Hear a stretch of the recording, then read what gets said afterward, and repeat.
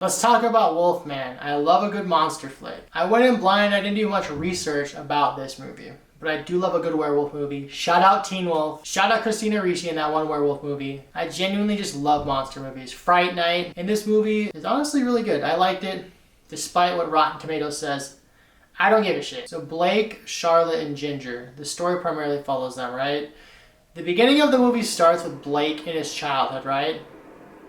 And it's with him and his father. They're going on a hunting trip, and you kind of get to see a glimpse of the Wolfman, right?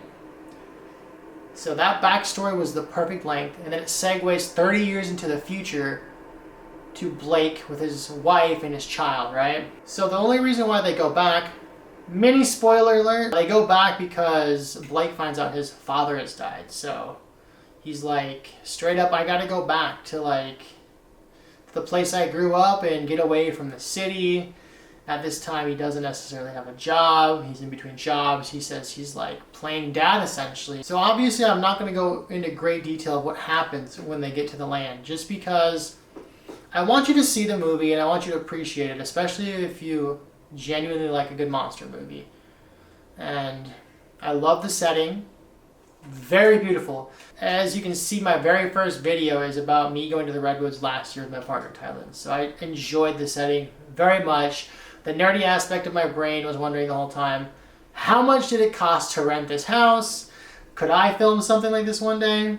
Hopefully, probably. Let's manifest it. The location is pretty much only like a few locations, which is beautiful. So I'll give it that. I enjoyed the color grading very much.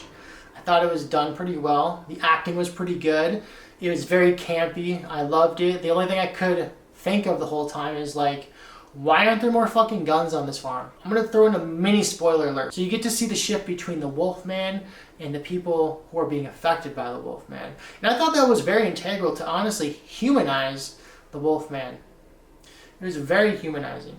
And I genuinely appreciated that in this movie. Honestly, if you are on the edge of thinking about seeing this movie, I would highly recommend it. Honestly, I want to do more movie reviews. This is my first one. It's a bit choppy.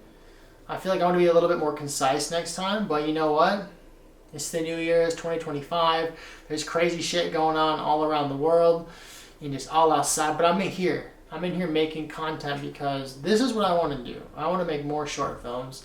And hopefully you watched my short film, Paranoia. Shout out Great Film Club because they allowed me to showcase my film in front of a live audience, and I got a decent reception back. I know personally it's not like the best thing you're ever going to see, but like I had fun doing it.